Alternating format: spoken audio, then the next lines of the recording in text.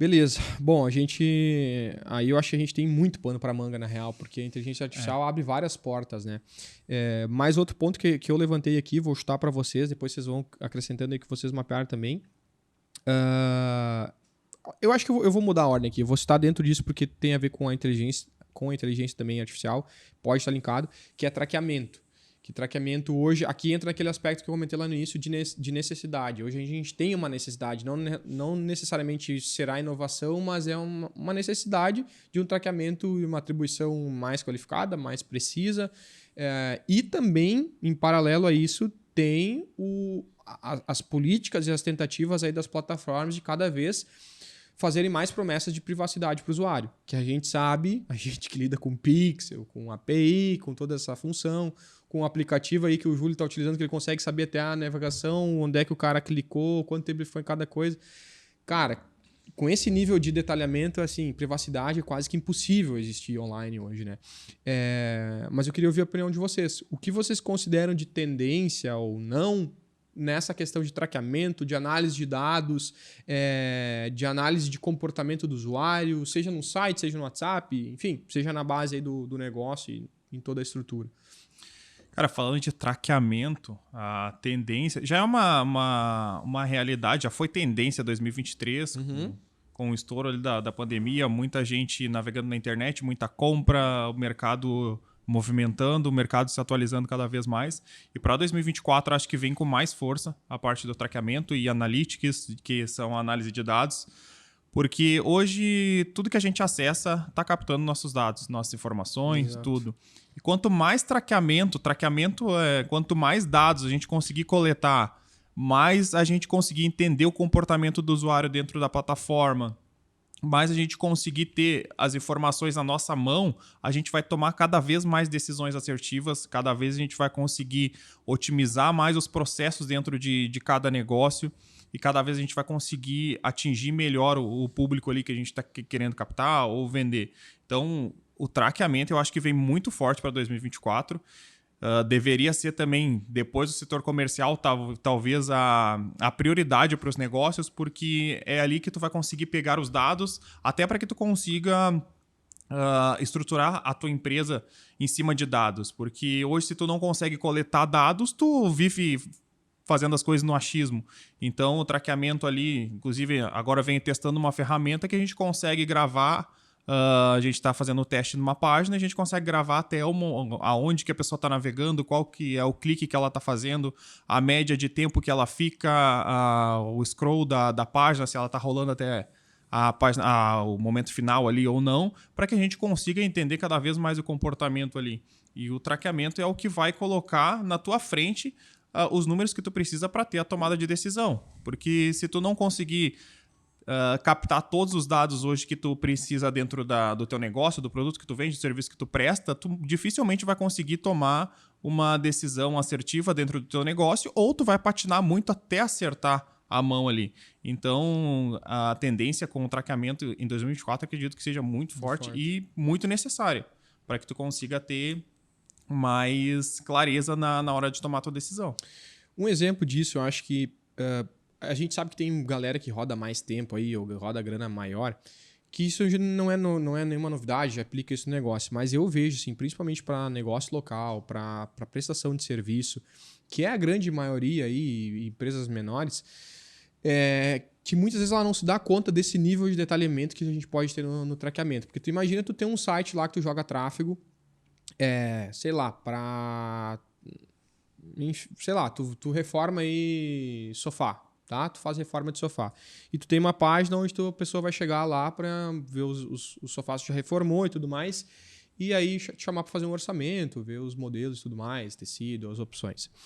E aí tu imagina que tu tem um site, tu joga tráfego para lá, tem 10 mil acessos no mês, e desses 10 mil acessos, normalmente tu teria 100 contatos, e os outros 900 lá, 1.000 acessos, eu falei, ou 10 mil? 10 mil acessos.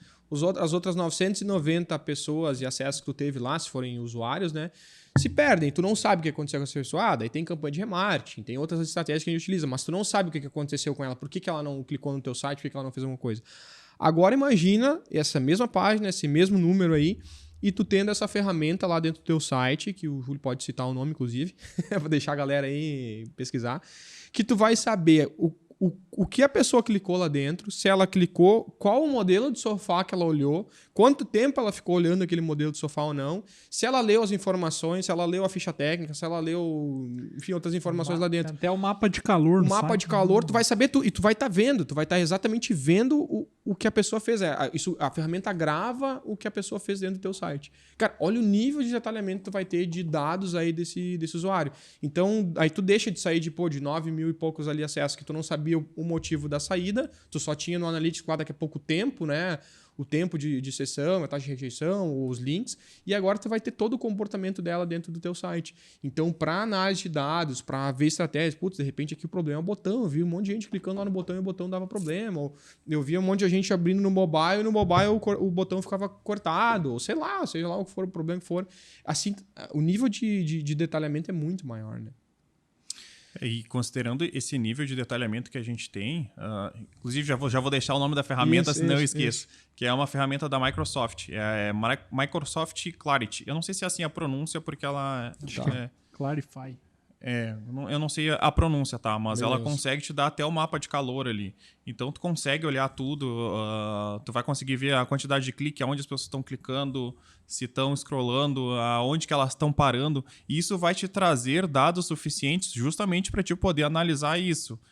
Fiz uma página, minha página está chegando muito tráfego, as pessoas não estão clicando no botão de WhatsApp ou no evento que gera uma conversão para ti ali, e muitas vezes as pessoas não sabem por que isso está acontecendo e ficam naquela questão de tô gerando muito tráfego, mas não está vendendo, não está convertendo. E quanto mais a gente consegue captar esses dados, principalmente com ferramentas como essa, Google Analytics, que a gente também tem recursos absurdos, agora com o GA4 também, quanto mais a gente conseguir entender sobre essas ferramentas, quanto mais a gente conseguir mapear esses dados, vai ser extremamente mais viável tu acertar, principalmente para quem trabalha com e-commerce hoje, que a gente capta muito dados através de e-commerce. Verdade. Então, para te conseguir criar uma ação, daqui a pouco, muitas pessoas chegando no meu carrinho, muitas pessoas chegando no meu checkout, eu não sei por que não compro. Se tu tem uma ferramenta dessa, imagina, tu tá gerando tráfego para o teu e-commerce ali, muitas pessoas chegando no teu checkout ou no teu carrinho ali, tu consegue analisar especificamente a página do teu carrinho, entender aonde que elas estão parando, por que elas estão fazendo aquilo ali, se daqui a pouco é alguma questão na tua própria página ou no modelo de página que tu tem ali, tu vai conseguir entender especificamente ali o que tu precisa melhorar para que ela avance para o próximo passo. E assim tu conseguir fazer isso durante todo o caminho do funil ali de conversão do teu e-commerce. Boa. Deixa eu fazer uma observação aqui para quem ou pulou, né? Dá pra pular depois do episódio, ele de repente pulou e tá chegando nessa parte aqui. Ou se tu tá assistindo desde o início e ainda tá aqui, tá pensando, putz, eles estão falando um monte de coisa, mas eu não sou um gestor, não sou alguém que tá aí no dia a dia fazendo isso.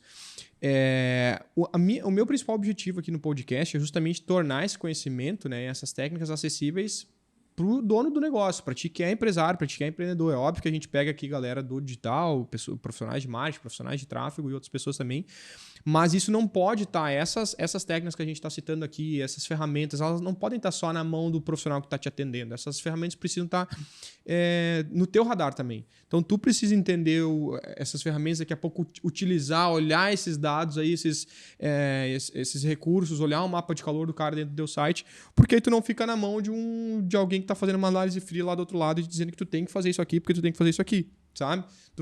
Vai ter muito mais potencial de ganho. Então, acho que é um benefício muito grande para ti que é um dono de negócio, um dono de empresa, inclusive o Jonatas que eu chamei justamente porque tem muita visão sobre isso, mas não é necessariamente um gestor de tráfego, não é alguém que vende, né, trabalho de tráfego. Ele aplica o tráfego para o negócio dele. E é um cara que entende tanto de tráfego quanto a gente que está aqui um pouquinho menos, né? Não vamos deixar a bola dele também. Mais que o Júlio assim. só. Mas é um cara que entende e esse é o meu intuito aqui com esse conteúdo, é te mostrar que tu também precisa entender todas essas ferramentas. Antes de avançar, então, eu queria que tu citasse, Júlio, aquele negócio do e-commerce que a gente estava olhando até de um cliente nosso, eu acho que foi até essa semana ali, em relação a todo o caminho que ele percorreu antes de fazer a compra. Dá uma pincelada sobre isso, só para a galera ter uma noção de quanto a gente pode ser detalhado nesse processo aí. Tá, perfeito. Sobre a análise que a gente estava fazendo de um e-commerce que a gente atende aqui, é sobre a jornada de compra. Assunto extremamente importante e a gente poderia criar daqui a pouco um podcast só sobre esse assunto. Verdade. Por quê?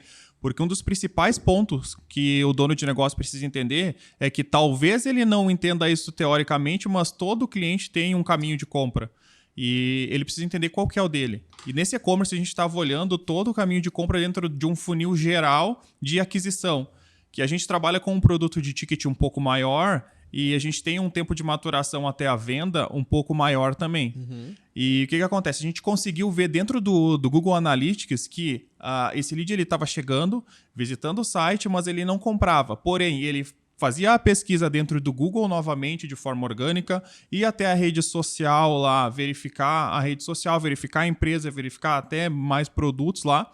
E depois de um tempo ele vinha e chegava e fazia a compra. E isso a gente precisa analisar muito bem dentro da nossa janela de atribuição de jornada de compra. Porque dependendo do teu produto, e isso muda de nicho para nicho, muda de produto para produto, sempre vai ter todo nicho, todo produto vai ter uma jornada de compra. O que a gente precisa entender é como que a jornada de compra funciona dentro de cada negócio. Alguns negócios vão ter uma jornada de compra, dependendo do ticket, mais curta, de 1, 2, 3, 5 dias, 7 dias. Outras vão ter, principalmente de ticket maior, são jornadas de compras maiores, de 15, 20, 30 dias.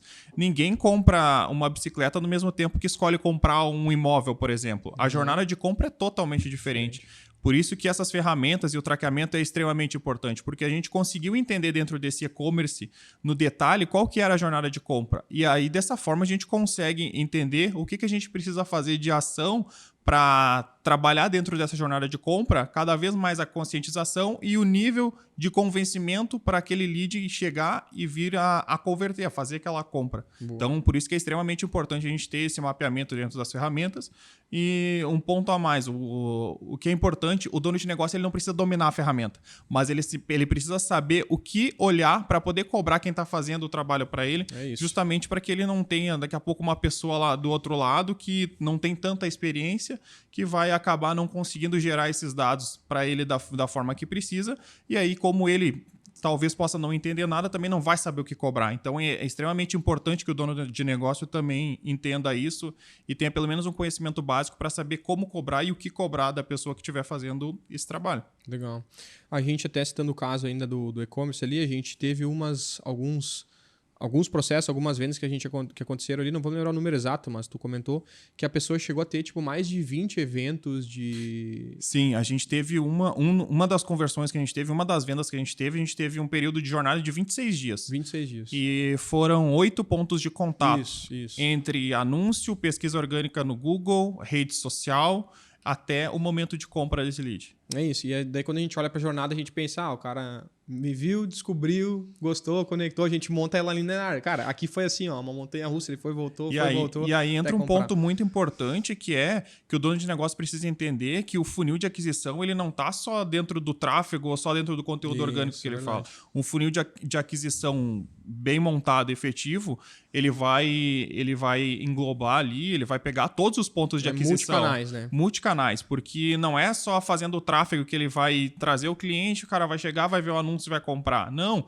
Ali nesse caso, a gente teve certeza e só comprovou ainda mais pra gente o quão é importante tu ter dentro do teu funil de aquisição o tráfego pago funcionando para buscar esse cliente, mostrar, fazer com que ele conheça o teu negócio, a rede social bem trabalhada para que ele conseguisse ver mais conteúdos e fosse gerado mais confiança e um bom posicionamento dentro do Google, porque ele viu a tua empresa, ele já conhecia, quando ele pesquisou dentro do Google lá, quando ele viu a empresa novamente, provavelmente ele fez ele assemelhou ali, ele lembrou daquela empresa e aí foi lá e resolveu fazer a compra. Sim. Então o funil precisa ter todos esses pontos. Bom, eu acho que esse processo aí, traqueamento, tende a amadurecer cada vez mais, né? Inclusive a gente tem hoje profissionais aí até de tráfego mesmo, que os caras estão se especializando só em traqueamento e vendendo esse serviço e ensinando, né? Tem produto só para isso, porque é um ponto também de necessidade dos negócios.